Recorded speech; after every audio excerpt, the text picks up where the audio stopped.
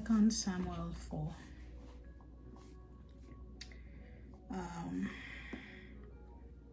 At this point in time, the story was about the death of Saul's son, and his death was orchestrated by two men in his camp. They went in and they killed him. They conspired and they killed him. For me, so this is David's key contender now had been killed. David didn't have to raise his hand. The people this guy had surrounded himself with were the ones that killed him. He perished from the hands of the company he surrounded himself with. Company matters. The people we have around us. What kind of people are we raising? What kind of friends do we have? What kind of supports? What kind of people do we have in our lives? Are they people of integrity, people of value, people that can be trusted? It's important to have the right people in our lives. So yeah, Saul's son lost his life to people within his own camp. And then they go over to David and telling him, hey, we have killed your enemy, here's his head, we've killed him. And David was like, you went into a man's house and killed him in his own bed. Like, even when I heard that Saul had been killed by the enemy, I know what I did to the guy that came to report to me, not talk of you that went in to kill this man. And David definitely wanted to become king. He knew it was the will of God for him to become king, but he was not desperate. He was not gonna go murder this guy because it was God's will. He knew God would make it happen on his own time. He didn't plot the death of this guy. It was people within his camp, within the enemy's camp, that executed that. What a heart. And even after I heard that this contender was dead, he still, he went ahead and punished these guys. And it's like, how much more when wicked men. Let's start from verse 9. David answered them, as surely as the Lord lives, who has delivered me out of every trouble. When someone told me Saul is dead and thought he was bringing good news, I seized him and put him to death. This was the reward I gave him for the news. How much more when wicked men have killed an innocent man in his own house and on his own bed? This is David's thinking.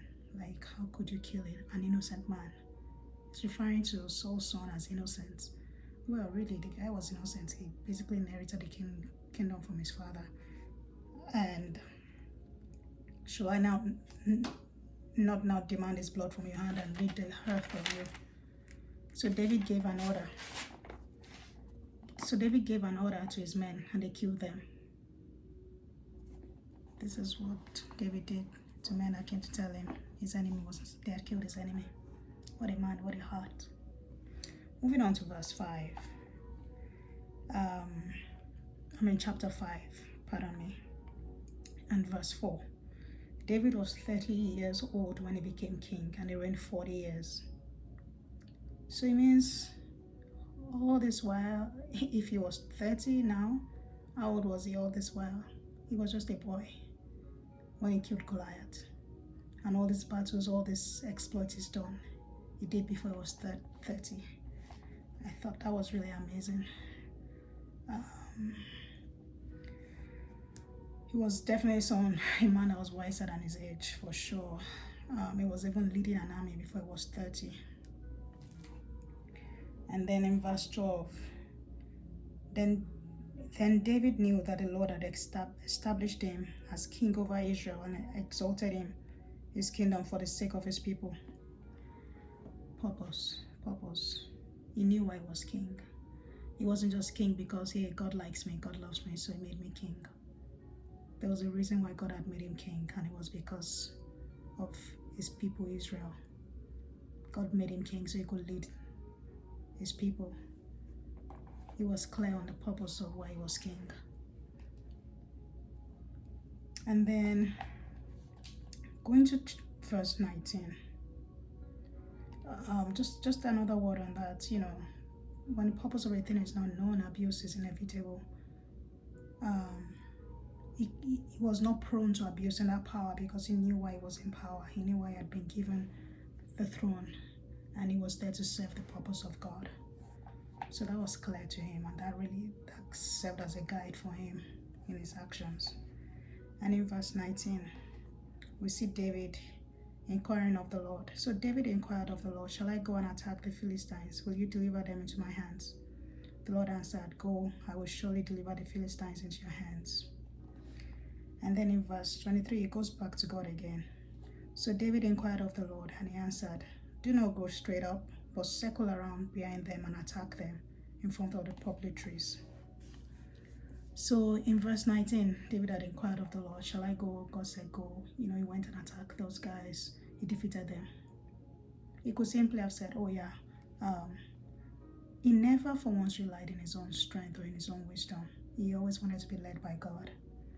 And this takes me back to the message Apostle Samuel had preached in church 2 Sundays ago about not just knowing the will of God, but also understanding the wisdom of God. I'm actually going to do a recap of that message shortly. I should have that tomorrow. And this time around, God gave him a new strategy. Don't go straight up. Actually, this time around, I want you to circle around them. If he had gone straight up, he would have been defeated. But God gave him the strategy that was sure, to win the battle. And that is something really spectacular about David and his battles and his many victories. He always sought God, and he received direction and strategy from God for every single battle. Chapter 6 now. This is when the ark was brought to Jerusalem. So David had asked for the ark to be brought to Jerusalem. On the way, some people had tried to support the ark. They died because they looked into the ark. Let's see. Yeah, because so in verse 6, they tried to support the ark because the oxen stumbled, but the Lord's anger burned against Uzzah because of his irreverent heart. Therefore, God struck him down and he died. Verse 8, David was angry. He decided he didn't want the ark. They dropped the ark in Obed-Edom's house. And then, in verse 12, King David was told, "The Lord has blessed the household of Obed-Edom and everything he has because of the ark of God." So David went to bring the ark of God from the house of Obed-Edom to the city of David with rejoicing.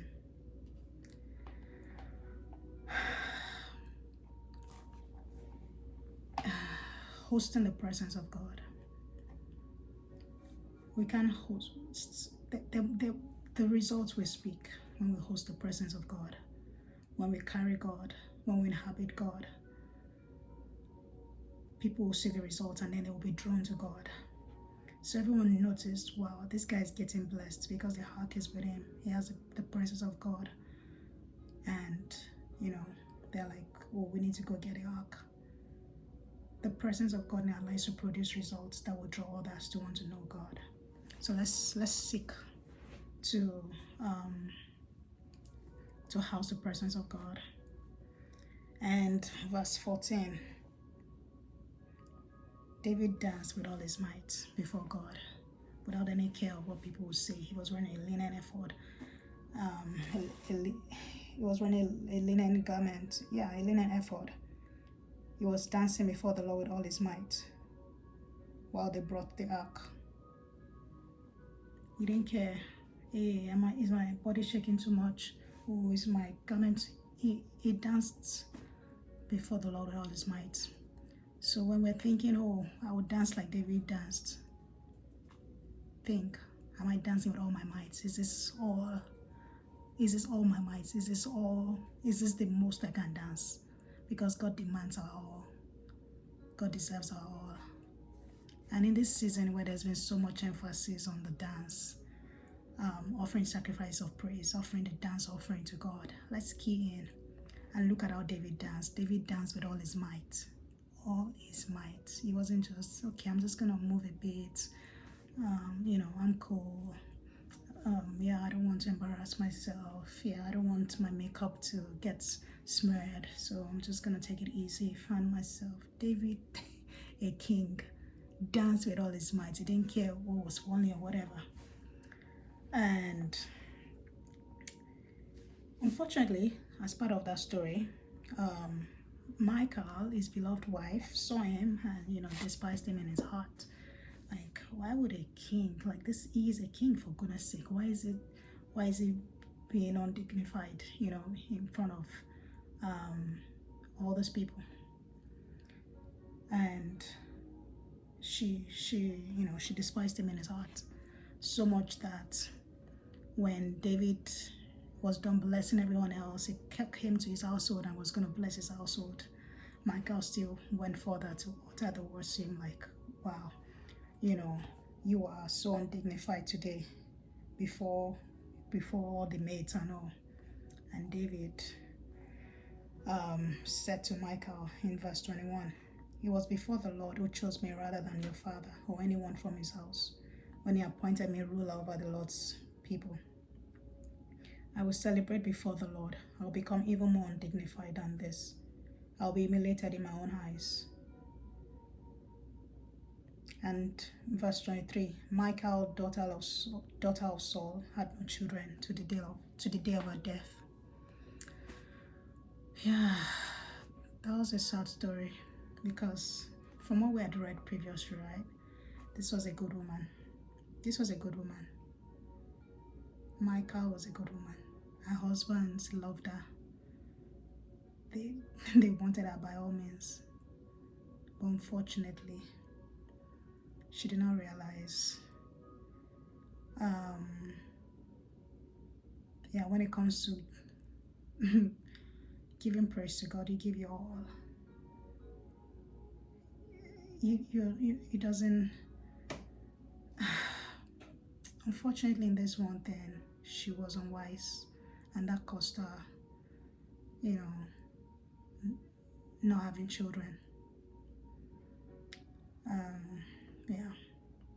Let's be careful how we judge the words we speak in our hearts, not to judge in our hearts, and to be careful the words that come out of our mouth. Especially when it comes to the things of God, let's be discerning and be wise. Yeah, that is 2 Samuel 6. What other thoughts came to your mind as you read this chapter? So we reviewed 2 Samuel chapter 1 to chapter 6. I'd like to hear from you. I'd like to read your comments, because I want us to do the study together. It's not just about me, picking a few things that I saw while I studied. I want to learn from you as well. I want to see what God is saying to you as well. I want us to grow together. So I look forward to hearing your insights and revelation you got as you studied. See you soon.